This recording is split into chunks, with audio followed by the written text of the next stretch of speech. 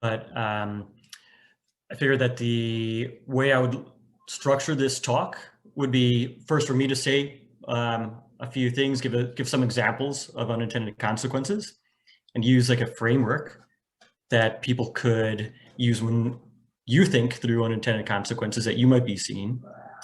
And then maybe we can have a discussion at the end if people want. But I thought it might be, just like easier to try to, structure it, that way. I'm going to talk about unintended consequences and categories of them, and I'm going to use a bunch of examples. But what I have decided, I put up this, this talk, I don't know, a couple of weeks ago, and I've decided that I'm taking a break from most things in the news. So I'm actually not going to talk about anything current event related. There is too much going on there. And I figured it'd be a little reactive for me to like add my voice to like the millions of other people who are also talking about everything, politics, COVID, and well beyond that. But instead, I'm actually going to give a bunch of examples that involve animals and unintended consequences. And then maybe that's easier to talk about some of these things, and then we can, if we'd like, we can like back into other examples from there. But here's a framework to start things off. So three general types of unintended consequences. You have unexpected benefits. So that's where something happens. It doesn't have to be like you have this goal, but like something happens out in the world, and unexpectedly, some other thing improves that's not really related to that occurrence. You also have the unexpected drawback. So that's where we have a goal. We're trying to improve, trying to improve this one thing. And then somewhere else, like B gets worse. So we didn't think of it as being related, but they are related. And then you also have what's called the perverse result. So that's where we're trying to improve this one objective. We like A, if we want it to get better, and our actions actually make that objective worse. So I'm going to use this as the framework to talk through some examples. So the first one, unexpected benefit, these tend to be kind of uncommon, but the way that you usually hear unexpected benefits discussed, it's one common example is when you have some type of disaster. Could be war related, it could be, say in the case of Chernobyl, on the list, like a nuclear, like power plant related disaster, but some environmental disaster or some disaster on a large scale. And you have the creation of a no man's land. So this is a no man's land in France. France today still has what's called the Zone Rouge, which after World War I was just deemed to be uninhabitable. There's still so much unexploded ordnance there. It was like shelled so much, and this is over 100 years ago at this point, but it's deemed uninhabitable. And you have like old villages that were there and nobody's lived there for over 100 years. And what happens is you end up getting a bit of a nature preserve, and the same in Chernobyl. So these are, I think, elk that have like returned to the area around Chernobyl, where people have not been going in except I think for like scientific studies. So it's this idea, maybe something good can happen out of a disaster. And for me, I guess the issue that I have with this type of example of an unexpected benefit is it should be pretty predictable. So in other words, it should be expected. If we close off an area, no people can go there, we can't build on it, there's no industry, you should expect that there's some amount of nature reclaiming that area, whether they might be suffering some of the impact from radiation or from encountering that unexploded ordnance, but like there should be some level of predictability there. So I always kind of had a bit of an issue with this category unexpected benefits. And to me, like the other two categories were much more interesting. So I'm going to spend most of the time here. And on unexpected drawbacks, I'm actually going to talk about this animal, the eland, and I'm going to talk about what was called acclimatization societies. So around the world in the 1800s, there were a number of acclimatization societies, and those are groups of people. They would organize themselves. They're interested in, zoology or biology. They're interested in the environment, and they had this idea of moving species around the world intentionally in order to create some other benefit. And a lot of this was actually born out of seeing a lot of food shocks and famines in the 1800s. For example, like the Irish potato famine kind of fed into this line of thinking. And the idea was we have this greater understanding of species in different parts of the world. We should relocate some of them for the benefit of people who live in these places. Could be for food. Sometimes it was actually for like beauty or entertainment. But often these introductions failed. So in the case of the eland, and trying to bring the eland, which is an antelope, basically like an antelope that lives in the savannah in Africa, trying to bring that animal into England as a source of food just failed. They were really ignorant of how these species live. Is the habitat going to be supportive of them? And was there any demand? So it turns out in England, people were really not interested in eating eland. And this was an example of a failed introduction. But sometimes these introductions were too successful. I'll give a couple of other examples there. So this is the obituary of Eugene Schieffelin, and he was a member of an acclimatization society, among lots of other things that he did in New York in the 1800s. And one of his claims to fame or infamy is, it's a highlighted part, he was the first to import English sparrows into this country, his purpose being to exterminate the caterpillars which infested his trees in Madison Square, where the Schieffelin home was. He imported and liberated many other species of birds, among them the starling. So I grew up in the US. I had no idea that these birds were introduced here and relatively recently. And the question is, like, why would you choose, the sparrow and the starling to introduce into the US? And it turns out, apart from being a member of an acclimatization society, Schieffelin was also a Shakespeare fan, like a Shakespeare nut. And he wanted to introduce all of the birds that Shakespeare ever wrote about into the US. And sparrow and starling are on the list. If you're curious, in the case of starlings only occur once in all of Shakespeare's works. And it's in Henry IV. It's not even like one of the popular plays. It's like less popular than Timon of Athens. It's, because of this one mention, there's a huge outcome, which is the starling in the US is considered an invasive species, a nuisance bird. They do a lot of damage to agriculture. They obviously pushed some other species out of their niche when they came in. And it's amazing because it's very easy to grow up in an environment. And if you don't know this background, you just think, well, this is just the way things are. And really, here's an example of a species, which is a major species in the US in terms of 750 million to a billion birds or starlings in the US. And they were only introduced about, it was like 1890 when Schieffelin brought over the first 60 starlings. So you have this kind of pattern. You have some weird random things, like Shakespeare, what he happened to write about hundreds of years ago. You've got this one person who's an eccentric with some strange values.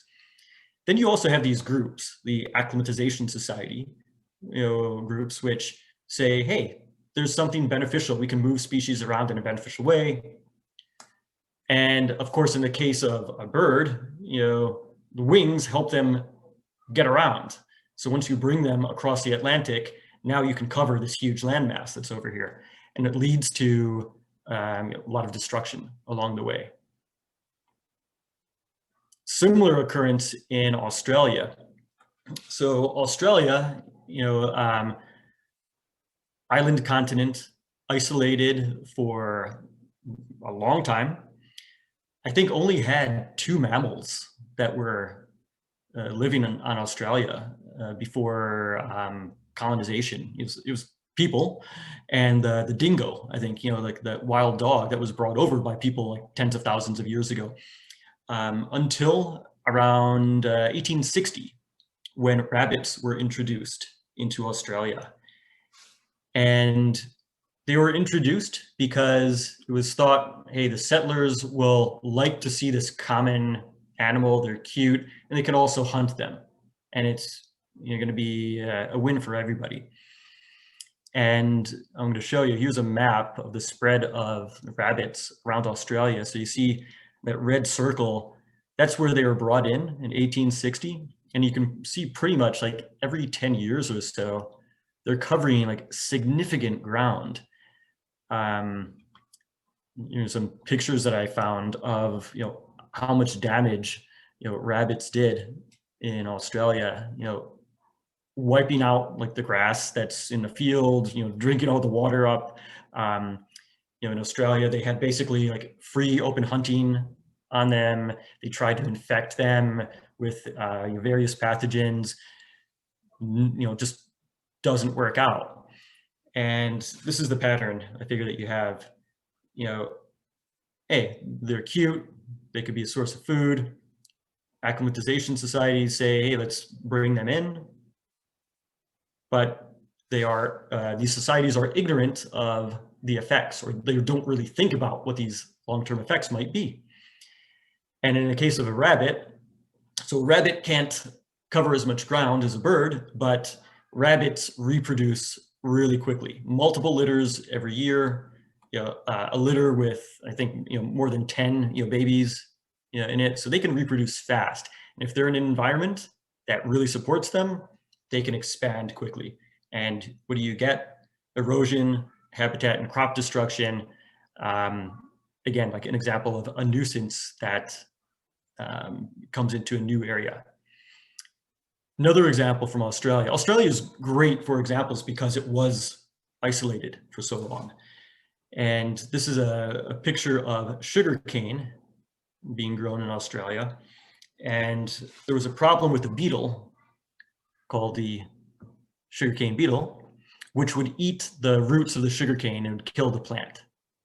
And so as a way of trying to suppress this beetle, people thought, okay, well, what can I do to bring another species in that will attack the beetle? So they brought in this toad, the cane toad. I think the name really came from this, this introduction. So they brought in the cane toad to eat the beetle. And if you think about the description I gave of the beetle, they eat the roots of the sugarcane.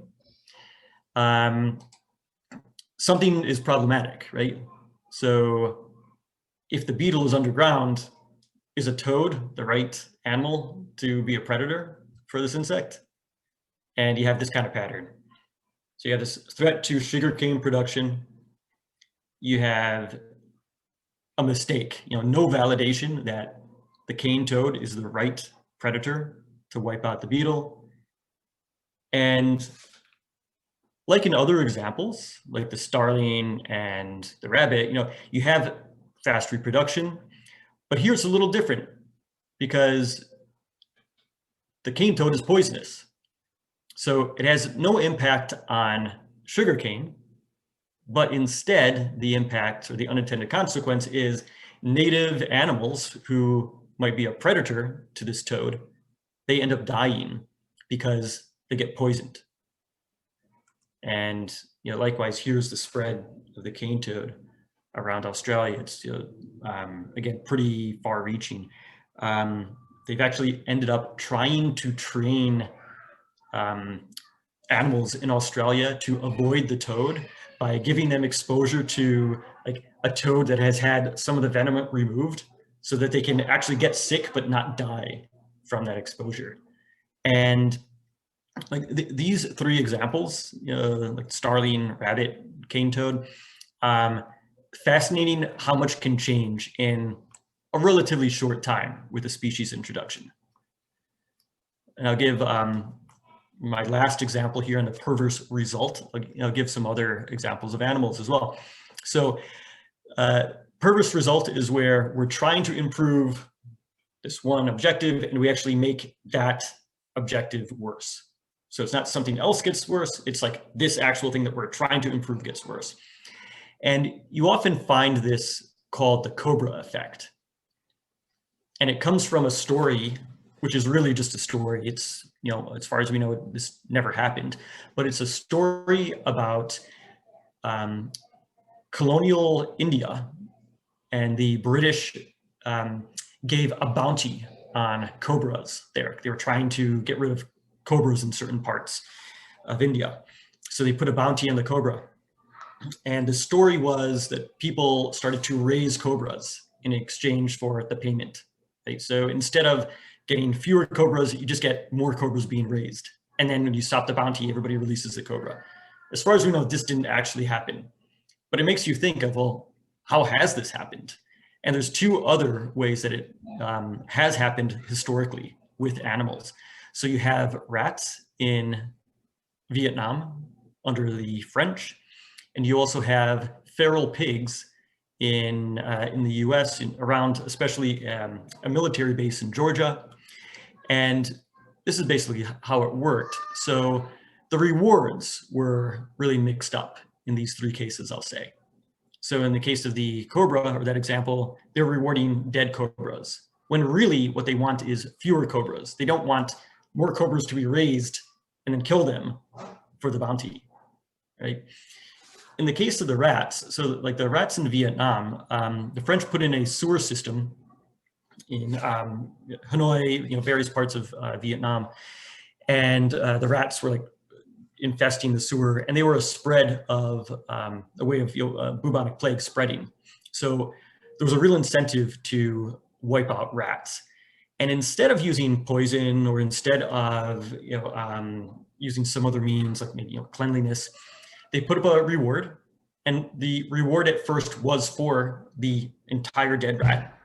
And you can imagine being the the administrator who's like paying off on this bounty, and like, what do you do with all the dead rats? So after a while, they just started to require the rat tails. And what has been documented is, people then seeing rats without tails, running around town, because, if you could just chop off the tail, I suppose, why would you, deal with the whole animal? So there again, it's not decreasing the number of rats. If you then take it a step further and say, I'm going to attract the rats with food or potentially raise them, then you get more. You certainly don't get less. In the case of the pigs, the interesting thing was, so there was a bounty of $40 paid, and a pig is a big animal. Even worse than showing up with a dead rat is, like showing up with a dead pig, and to reclaim the bounty. So here again, the bounty was paid off just for the tail with the pig. And what people ended up doing was first putting out food to attract these feral pigs, and then hunting them. But there's also just some other issues around, well, putting out all this food now enables more pigs to survive in this area and actually attracts more. So some of the metrics around the study of this particular type of perverse result showed that not only more pigs were being attracted around this military base, but more of them could support their litters because all of a sudden there's a new food source. So I have suggestions for how you might approach a situation like this a little differently. And given that these three examples all include animals, you start to think about, well, what is that system? Like if you could draw like a map of how cobras, rats, pigs, how we get more of them, it's, how do they reproduce? And, animals have different, reproductive structures, right? So in the case of cobras, 4 to 6 years. They only lay eggs once a year. It takes a while for the eggs to hatch. I think that's something that you could work with in terms of a short-term bounty of, say, a month long. So there's no way that you could possibly decide to raise cobras. It doesn't make any sense to do that. And even if you release the cobras from those eggs, even if you did that because you missed your chance in the bounty, it's years until those cobras could reproduce, they reach maturity. A lot more difficult in the case of rats. Really short maturity, 6 weeks only. Gestation's only a few weeks long. That's an example of an animal that can reproduce really quickly, even more quickly than the rabbits in, one of the previous examples. So this one's really tough. And you probably, if you're going to try to avoid this cobra effect example, perverse result with a rat, you probably have to go back and not just use the tails, or you have to use some other means as well. Maybe a bounty is not the way to approach this type of abundance of rats. Similar thing with pigs. Again, pretty short number of months until they reach maturity, and they can have litters, throughout the year, large litters. There again, maybe paying a bounty is actually doing more harm than good, and maybe you just hire a team of people to go through this area and either remove the pigs, hunt the pigs, but you don't put an open bounty out there and let people get too inventive with how they're going to approach wiping out a nuisance species. So this was, what I wanted to talk about today. I wanted to keep it relatively brief and pretty concrete. I'm going to open things up if any of you want to talk or just hang out for a bit.